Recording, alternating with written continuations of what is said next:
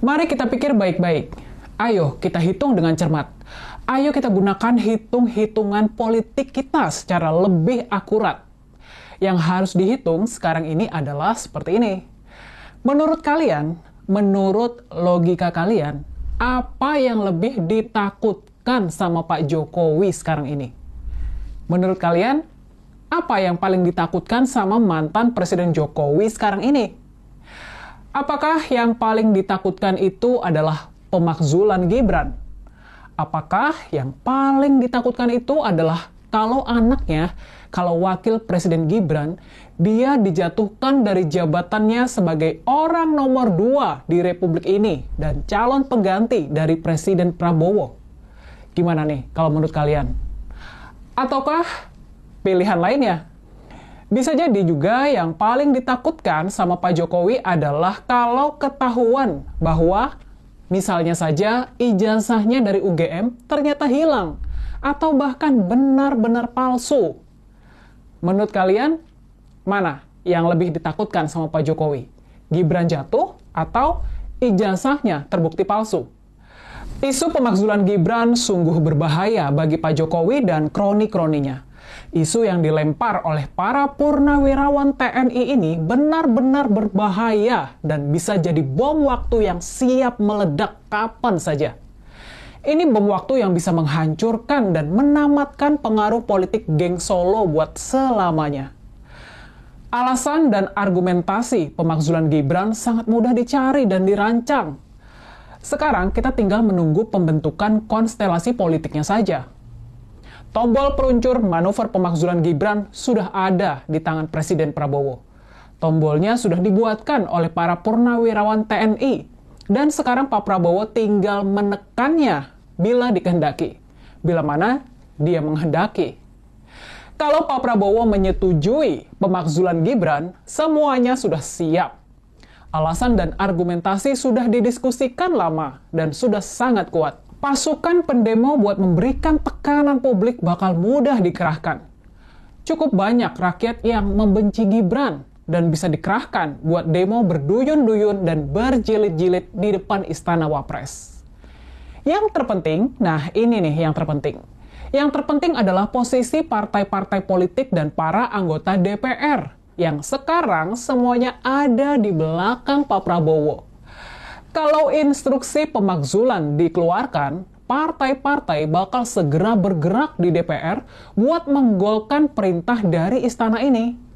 Makanya nih, karena arahnya sangat tidak jelas. Ini cuma tergantung dari keputusan satu orang saja, dari Pak Prabowo saja. Ini bisa jadi sangat ditentukan oleh suasana hati Pak Prabowo. Maka kita paham bahwa sangat riskan kalau Pak Jokowi, keluarga, dan kroni-kroninya kalau mereka berani bermain-main, berpolemik, dan berperang di isu ini tentang isu pemakzulan Gibran ini. Semakin tuntutan pemakzulan ini dilawan oleh Pak Jokowi, percayalah, isu ini malah nanti bakal semakin membesar juga. Semakin Pak Jokowi dan keluarganya melawan, maka tuntutan pemakzulan bakal semakin menguat dan mengkristal.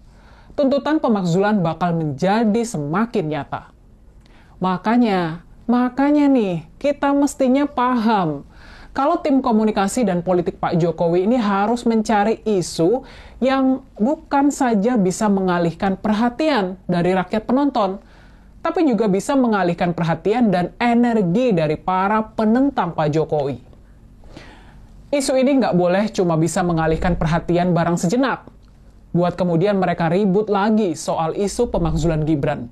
Isu yang dipilih harus cukup menarik, sehingga para hater dari Pak Jokowi jadi lebih bersemangat, mau mengerahkan semua energi buat berperang menghantam Pak Jokowi di medan pertempuran yang baru ini.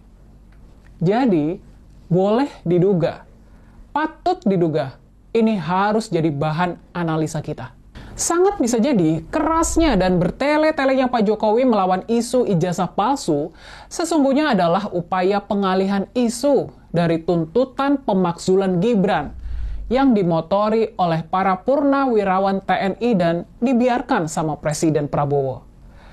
Tindakan Pak Jokowi yang memilih melaporkan Roy Suryo, Dr. Tiva, dan kawan-kawan ke Bareskrim Polri yang malah memperumit dan memperpanjang persoalan sesungguhnya, ini bertujuan membesarkan isu dan masalah ijazah palsu sambil meredam persoalan pemakzulan Gibran. Nah, sampai di sini gimana nih pendapat kalian? Apa analisa kalian soal keterkaitan dua isu ini? Masalah ijazah palsu dan pemakzulan Gibran. Sekarang, ayo kita coba pikirkan. Ayo kita coba analisa. Pastinya Pak Jokowi sudah membuat banyak perhitungan sebelum melaporkan Roy Suryo dan kawan-kawan. Dialah yang sesungguhnya paling paham soal duduk perkara persoalan ini. Dialah yang paling paham apakah ijazah yang dipegangnya asli, palsu, atau hilang. Roy Suryo, Dr. Tiva, dan kawan-kawan gak ada yang lebih paham dibandingkan Jokowi tentang masalah ini. Makanya, bertarung di isu ijazah palsu jauh lebih mudah buat Pak Jokowi dibandingkan bertarung di isu pemakzulan Gibran. Soal pemakzulan Gibran, Pak Prabowo lah yang pegang kartu truf. Sementara itu, soal ijazah palsu, yang pegang kartu truf adalah Pak Jokowi sendiri. Makanya, kita bisa mengerti kalau sesungguhnya isu ijazah palsu ini adalah jebakan. Ini sebuah jebakan buat mengalihkan energi politik dari isu yang sangat teramat ditakuti oleh Pak Jokowi dan keluarganya, yakni isu pemakzulan Gibran. Di sini, tampak Pak Jokowi melayani serangan-serangan Roy Suryo dan kawan-kawan yang sudah dikenal memang sangat berisik dan militan, supaya mereka semakin bersemangat dan semakin berisik lagi. Bisa jadi, tanpa mereka sendiri sadari, Roy Suryo, Dr. Tiva, dan kawan-kawan sudah digunakan oleh Pak Jokowi buat mengalihkan isu. Dan parahnya, ini bisa jadi nggak pernah dikalkulasi oleh Roy Suryo dan kawan-kawan.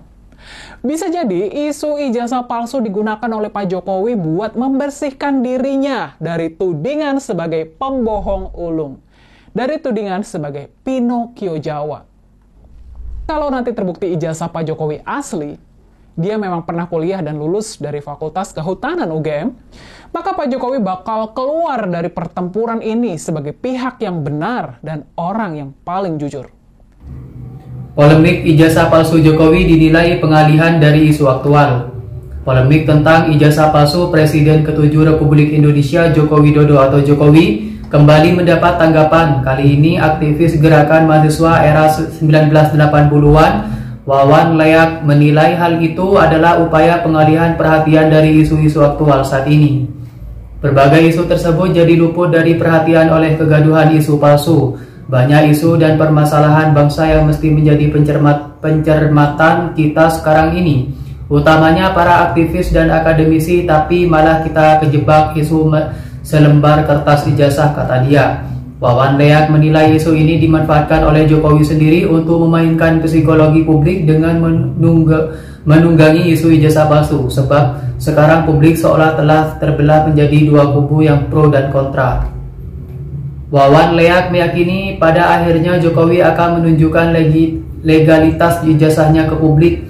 Ketika itu terjadi, secara psikologis publik akan menyalahkan pihak yang pro ijazah palsu. Ketika nanti benar Jokowi ijazahnya asli, opini sudah membangun bahwa oh ijazahnya asli, ternyata yang salah satu itu menciptakan hoax, sehingga publik akan berada di sisi Jokowi, kata dia.